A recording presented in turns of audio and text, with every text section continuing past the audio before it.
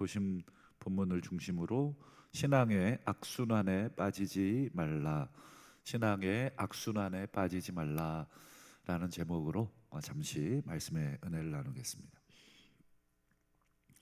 여러분, 출애굽 당시에 모세가 애굽 왕 바로 앞에서 많은 이적들을 행했습니다. 개구리, 또 파리, 이렇게 시작되는 이 재앙들을 쭉 내렸죠. 그리고 마지막 그 초태생의 죽음까지. 그래서 이 바로 왕의 장자도 그때 죽죠. 이 많은 이적들을 바로 왕이 목격을 합니다. 그런데 이 바로 왕 그 많은 이적들과 표적들을 직접 본인의 눈앞에서 목격을 했던 이 바로 왕의 반응이 무엇이었나? 전부 똑같았습니다. 다 보여드릴 순 없고 딱 한 곳만 대표로 보여드리자면 출애굽기 7장 22절인데요. 이렇게 되어 있습니다. 바로의 마음이 완악하여 그들의, 모세와 아론이죠, 말을 듣지 아니하니 여호와의 말씀과 같더라. 이게 이제 첫 번째 그 표적을, 기적을 보고도 이렇게 된 거예요.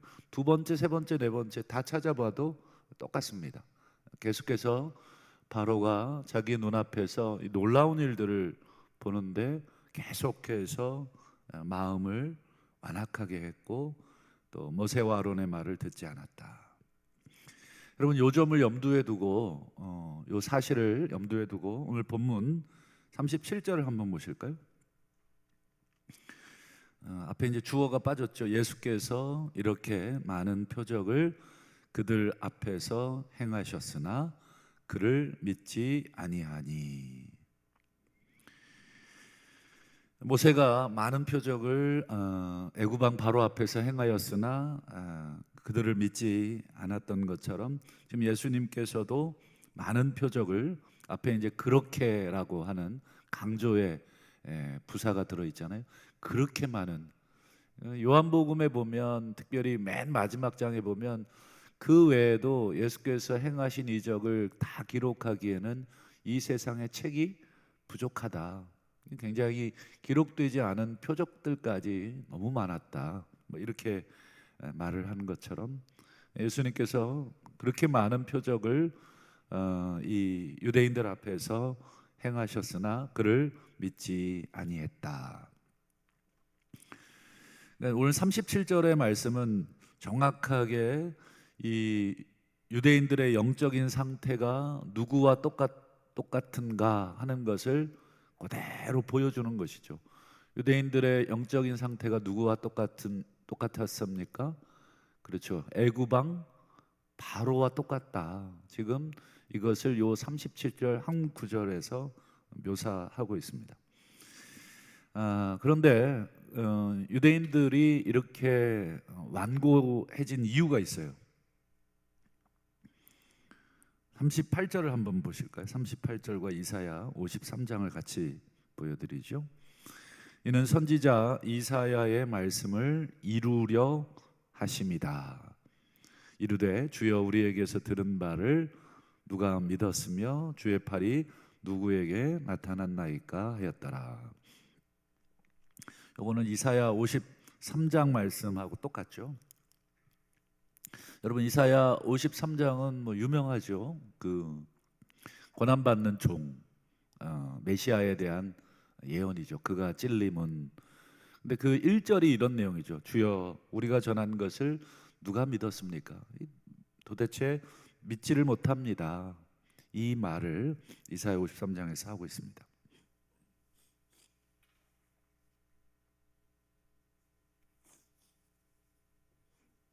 그러니까 여기서 보시면 우리 이는 선지자 이사야의 말씀을 이루려 하심이다.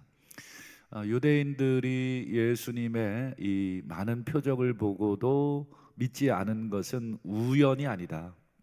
우연이 아니라 이사야 때부터 예언된 말씀의 성취다. 그러니까 우리는 그저 얘네들 왜 이렇게 안 믿어가 아니라 오랫동안 이 유대인들의, 즉 이걸 유대인이라고 표현하면 우리랑 거리감이 있으니까 이 하나님의 백성들의 마음들이 이랬다는 것입니다. 완고했다, 이런 뜻이죠. 그러면서 요한이 구약 성경 한 곳을 더 인용합니다. 이사야 53장 말고 똑같은 이사야인데 이번에는 이사야 다른 곳을 인용합니다. 한번 보실까요? 40절 우리 요한복음 이 12장 40절도 한번 보실까요? 자, 그들의, 여기서 이제 요 표현을 잘 보셔야 됩니다. 그들의 눈을 멀게 하시고, 그 다음에요, 그들의 마음을 완고하게 하셨다. 이는 그들로 하여금 눈으로 보고 마음으로 깨닫고 돌이켜 내게 고침을 받지 못하게 하려 함이다. 여러분, 요한복음 12장 40절은 이사야 6장을 인용한 것입니다. 여러분, 이사야 6장은 선지자 이사야가 소명을 받는, 선지자로서의 소명을 받는 장면입니다. 아시는 것처럼 이사야가 이 보좌, 하늘 높이 들린 보좌에 앉으신 만군의 여호와를 배웁잖아요. 그리고는 망하게 됐다, 화로다 나여, 입술이 부정한 자 중에 거하는 자로서 만군의 여호와를 배웠다. 그래서 이제 제단의 숯불로 이사야의 입술을 정결하게 하시잖아요. 그리고는 이제 하나님이 누가 우리를 위하여 갈꼬? 라고 했을 때 이사야가 손을 번쩍 들고 내가 가겠습니다, 나를 보내주십시오. 그랬을 때 하나님이 그래 가라, 이 백성에게 가서 이렇게 얘기해라. 한번 그 부분을 보실까요? 이사야 6장 9절 10절인데요 여호와께서 이사야에게 이르십니다. 10절, 이 백성의 마음을 둔하게 해라. 좀 이상하지 않아요? 이 백성의 마음을 이렇게 아주 이렇게 예민하게 하라가 아니라 어둡게 하라는 거예요. 밝게 하지 말고 어둡게 가려버려라. 그들의 귀가 막히고 그들의 눈이 감기게 하라. 그들의 귀를 열어주고 눈을 열어주라가 아니에요. 하나님이 이사야에게 보내면서 주신 소위 말하는 사명입니다. 도대체 이게 무슨 사명이 이렇습니까? 선지자라면 하나님의 말씀을 들려주고 깨닫게 해서 보게 하고 듣게 해야 되는데 오히려 보지 못하게 하고 듣지 못하게 하는 것이 이사야의 사명인데, 뒤에 보면 하나님이 이런 말씀을 하십니다. 내가 염려스럽다.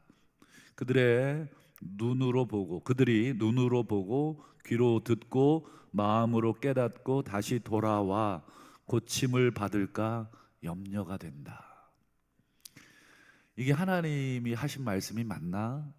도대체 하나님이 왜 당신의 백성이 다시 회개하고 돌아와서 다시 고침을 받을까? 이게 내가 염려스럽다, 내가 이게 두렵다. 이게 이사야를 보내면서 하신 말씀이 맞나 싶을 정도이죠. 왜 하나님이 이렇게 말씀을 하셨을까? 이게 중요한 거잖아요. 하나님이 이사야를 보내면서 이 백성의 눈을 가려라. 이사야가 계속해서 그렇다고 뭐 메시지를 전하지 않느냐? 메시지를 계속 전하거든요. 그런데 그 메시지를 통해서 그들의 눈이 더 가려지고 그들의 마음이 더 완고해지도록 만들어라. 이 굉장히 뭐라 그러죠? 힘든 사명이죠. 그러면서 하나님의 이 마음을 표현한 것이 내가 두렵다, 내가 염려가 된다. 이들이 너의 메시지를 듣고 회개할까 봐. 이게 회개하라고 메시지를 전해야 되는데 그 메시지 듣고 회개할까 봐 두렵다. 그들로 회개하지 못하도록 그대로 완고하게 만들어라. 이게 하나님의 주신 메시지였다.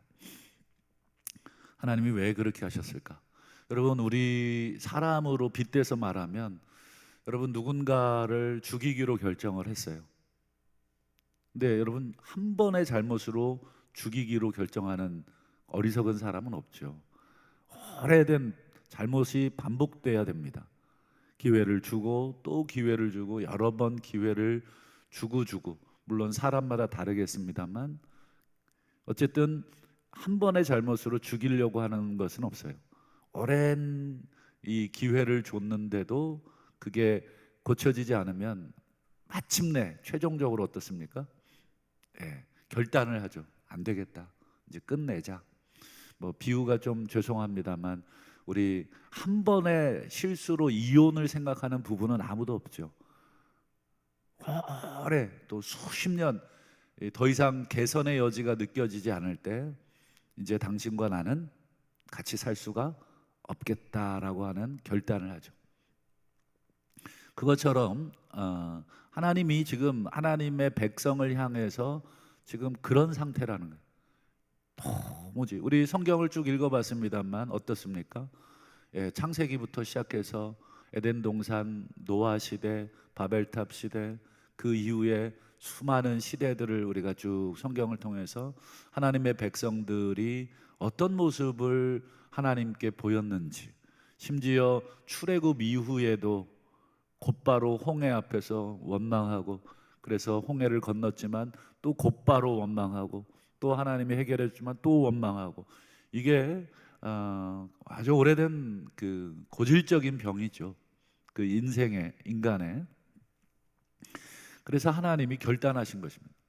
이사야를 보내면서 이사야야 너의 사명은 이들로 확실하게 망하게 만드는 것이 너의 사명이야. 이게 참 괴로운 사명이죠. 내가 이들을 죽이기로 결정했어. 그러니 너는 그들로 메시지를 전하지만 그들이 보고도 보지 못하게 하고 듣고도 깨닫지 못하게 만들어야 돼. 내가 염려하는 게 있는데 이들이 회개할 게 두렵다. 참 이런 말씀을 하나님이 하셨을까 싶은 말씀이죠. 바로왕에게 하나님이 여러 번 기회를 주셨죠. 아까 이 10가지 재앙, 뭐 피, 개구리, 이파리를 시작해서 뭐 여러 가지 장자의 죽음까지 얼마나 많이 기회를 주셨습니까? 근데 끝끝내 바로가 그 완악함을 버리지 못해서 죽게 되죠.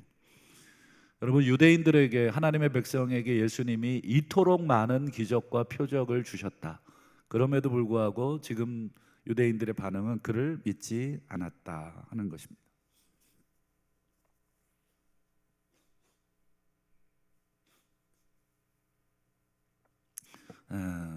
저는 이게 영적인 악순환이라고 생각합니다. 영적인 악순환. 완악하니까 믿지 않게 되고 믿지 않음으로 또 완악하게 되고, 이게 영적인 악순환입니다. 마치 분노가 났는데 그 분노를 잘 처리하면 되는데 그 분노를 잘 처리하지 못해서 막 화를 확 냈어요. 그럼 여러분 화를 한번 내잖아요. 그러면 사람의 심리가 분노가 더 올라옵니다. 화를 내면서 더 분노가 일어나요. 한번 그런 거 경험해 봤어요. 저는 여러 번 경험을 해봐서 막 화를 내니까 더 화가 나더라고요. 아, 이거 화를 내면 안 되겠다. 분노가 났을 때 화를 내면 이게 더 분노가 일어나고 더 많은 실수를 하는구나. 이게 악순환이 되는구나. 우리 뭐 누군가와 싸울 때 그렇잖아요. 막 소리를 지르고 싸웠더니 더 화가 나고, 그래서 더 싸우고, 더 싸웠더니 더 분노가 일어나고, 이런 것과 비슷합니다. 여러분, 사무엘상 15장 23절을 한번 같이 보시죠. 같이 한번 읽어보실까요? 시작. 이는 거역하는 것은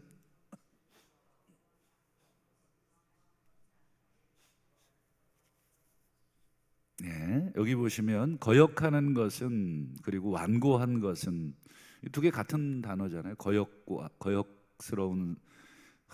이게 참 너무너무 하나님께 거역을 하는 모습, 완고한 모습, 점치는 죄, 그 다음에 사신우상에게 절하는 죄. 사신우상이라는 말은 살아있다는 뜻이 아니라 헛된, 무가치하다는 뜻입니다.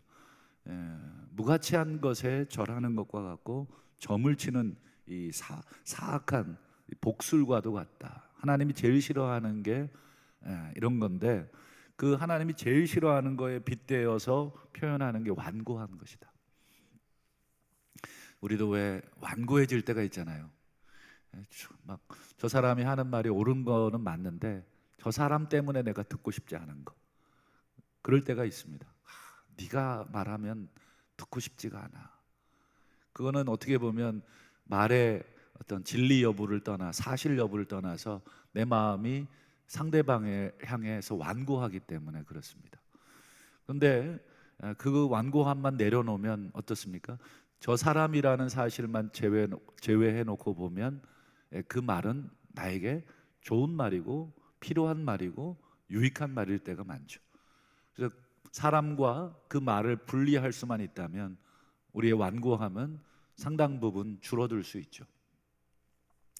아마도 하나님의 백성과 그리고 예수님 사이의 그 불편했던 관계는 아마 예수님에 대한 이 불편한 감정 때문이었으리라. 예수님이 가르치신 것이나 예수님의 이적들 자체의 문제라기보다도 예수님이 너무 많이 유대인들을 책망하시고 질타하시니까 예수님에 대한 감정이 좋지 않죠. 그리고 예수님이 지금 자신들이 가지고 있던 특권과 권리들에 대해서 책망하시고 그것을 나무라시니까 이 감정적으로 계속 부딪히는 것입니다. 어찌 보면 예수님이 유대인들로 하여금 돌이켜 회개하지 못하도록 그렇게 지금 마치 이사야 선지자 시대에 하나님께서 당신의 백성들을 책망하시는 이유, 지금 화가 났는데 계속 책망을 하니까 그 아이가 어떻습니까? 계속 더 반발심을 갖게 만드는 그런 것처럼 우리 마지막으로 그러면 오늘 우리들에게 적용을 해보고 말씀을 좀 맺겠습니다. 우리들도 똑같습니다. 우리들도 뭐 하나님께 대해서 얼마나 완고해질 때가 많습니까? 하나님 될 대로 하십시오. 전 모르겠습니다. 더 이상. 때로는 우리도 그렇게 하나님을 향해서 우리의 계획이 틀어지고 또 우리의 생각이 틀어지고 또 여러 가지로 막힐 때 하나님을 향해서 우리도 완고한 마음을 가지고, 어떤 사람은 신앙생활을 가지고 딜을 하는 경우도 받고, 또 제 친구 중에 제가 아는 지인 중에 한 분은 아버지가 좀 일찍 돌아가셨어요. 젊을 때 본인이 한 20대 때 참 일찍 돌아가신 거죠. 한참 아버지가 필요한 나이인데, 근데 그 아버지가 돌아가신 것에 대한 책임을 하나님에게로 이제 물은 것입니다. 그래서 평생을 하나님을 원망하면서 신앙을 떠나버리더라고요. 그러니까 하나님과 힘싸움하는 것으로 네, 이런 하나님은 믿지 않겠다. 우리 아버지를 데려간 하나님은 내가 믿을 수 없어. 주변에도 아마 그런 분들이 덜어 있더라고요. 사랑하는 가족이나 누군가를 데려갔을 때 하나님을 향한 원망, 마음이 계속해서 완고해지는 것이죠. 이런 완고함과 완악함이 얼마든지 우리의 상황 가운데도 있을 수 있죠. 우리도 사랑하는 지인이나 가족을 잃었을 때 하나님을 향해서 얼마든지 그런 마음이 들 수도 있고 그런 상황에 빠질 수도 있는데, 그렇다면 그런 완악함, 완고함이 우리 안에도 늘 스며들 가능성이 많을 때 우리는 어떻게 해야 되느냐, 마지막으로 그 부분을 함께 보도록 하는데요. 이 잘못된 악순환을 끊어내야 되는데, 아까도 말했듯이 완고함으로 인해서 계속해서 믿지 못하면 또 완고해지고, 이게 영적인 악순환이라고 말씀드렸는데 이것을 누군가는 끊어야 되잖아요. 이렇게 좀 비유를 해봤습니다. 제가 즐겨보는 프로그램 중에 하나가 이렇게 선생들이 나와서 우리 학생들 공부법을 지도해주는 프로그램이 있어요. 그래서 아무리 열심히 했는데 내신이 안 나온다든지 아니면 모의고사 성적이 안 나오는 아이들, 정말 안타깝게 막 열심히 해요. 정말 새벽 2, 3시까지 막 화장실 가는 시간도 아껴가면서 막 저렇게 정도 하면 성적이 나와야 되는데 성적이 안 나와요. 성적이. 그러면 이제 선생님들이 이렇게 보고 있다가 진단을 해주죠.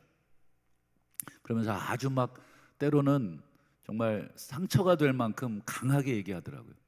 너 다 바꿔야 돼. 너 지금 공부하는 법 다 틀렸어. 너는 지금 아는 것을 반복할 뿐이야. 아는 거 반복하는 건 중요하지 않아. 네가 모르는 것을 풀어낼 수 있도록 공부해야 되고, 지금 네가 접근하는 모든 태도들, 방법들 다 틀렸어. 막 완전히 막 부모님이 옆에 계신데도 막 혼꾸녕을 내면서 하더라고요. 한마디로 잘못된 학습법을 반복하고 있다는 거예요. 그러니 앉아 있는 시간은 긴데 이 효율이 나오질 않는 거예요. 그래서 제대로 된 어떻게 공부해야 될지 그 맥을 잡아주고, 뭘 공부해야 될지 그 순서를 정해주고, 이렇게 이제 코치를 해주더라고요. 그것을 보면서 이 잘못된 학습법을 고쳐줄 수 있는 좋은 선생님을 통해서 벗어날 수 있다. 그들의 말을 잘 듣는 조건이겠지만, 그러나 이게 잘 안 되더라고요. 아이들이 그 조언을 듣고도 다시 공부의 자리에 혼자 쓰면 옛날의 습관이 그대로 반복이 되는데, 그때마다 선생님이 옆에서 계속 괴롭혀요. 잘못했다고 지적해주고, 바꾸라고 지적해주고. 그래서 이제 뭐 몇 개월 만에 등급이 확 올라가고 이런 프로그램입니다. 저는 신앙생활도 그렇다고 보는데요. 신앙생활을 열심히 하는 것도 중요하지만 공부를 열심히 하는 것과 똑같다. 신앙생활을 그저 열심히, 교회 열심히 다니고 이런 것도 중요하지만 하나님의 복과 은혜를 경험하지 못하는 성도들이 있는데, 그것은 그들의 잘못된 영적인 태도 때문에 그렇다. 교회를 다니고 신앙생활을 하는데 늘 태도가 완악하고 완고하고 자신의 잘못된 영적인 습관들을 버리지 못하면서 하나님의 은혜와 하나님의 동행하심을 경험한다 하는 것은, 아까 말씀드린 잘못된 학습법을 가지면서 좋은, 그저 내가 몇 시간 동안 공부했다는 그 절대 정량의 그 시간만을 계산해서 좋은 성적을 기대하는 이 잘못된 학생과 비슷하다. 그래서 히브리서 3장 13절을 한번 보시면 히브리서 저자가 이렇게 얘기하죠. 오늘이라 일컫는 동안 매일 피차.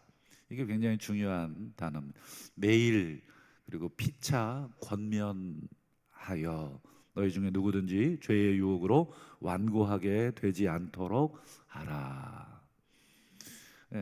끊임없이 죄가 우리를 완고하게 만들지만 이걸 막아낼 수 있는 방법은 피차. 그래서 우리 부부간의 신앙생활 하시는 분들은 좀 어렵겠지만 그래도 우리 사랑하는 마음으로, 여보 요즘 당신 뭐 이런 부분들이 너무 좀 안타까워. 내가 봤을 땐 그래. 귀 있는 남편이나 아내는 배우자의 그런 사랑의 마음, 여러분 배우자가 하는 말은 정말 상대방을 죽이려고 하는 말은 아니겠죠. 정말 상대방이 더 잘 되기를 원해서 하는 말이니까 그런 말들은 하나님 말씀처럼 들어야 됩니다. 그리고 또 해주셔야 합니다. 여러분 배우자가 안 해주면 누가 해주겠습니까? 같이 신앙생활하는 우리 아주 친한 영적인 친구가 아닌 이상은 여러분 상대방의 어떤 신앙의 잘못된 태도나 습관들에 대해서 말하기가 어렵죠. 원수될 가능성이 높기 때문에. 그러나 우리 배우자나 가까운 친구, 나에게 그런 얘기를 해줄 수 있는 가까운 친구가 있다면 좋죠.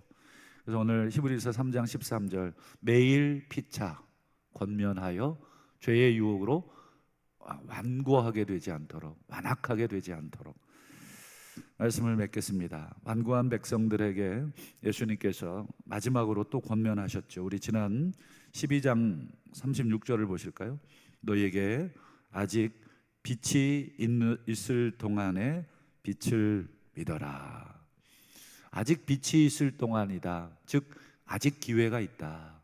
유대인들이 끊임없이 예수님을 믿지 못했을 때 예수님이 하신 말씀, 아직 기회가 있다. 그 기회가 있을 때 나를 믿어라. 내가 세상의 빛이다.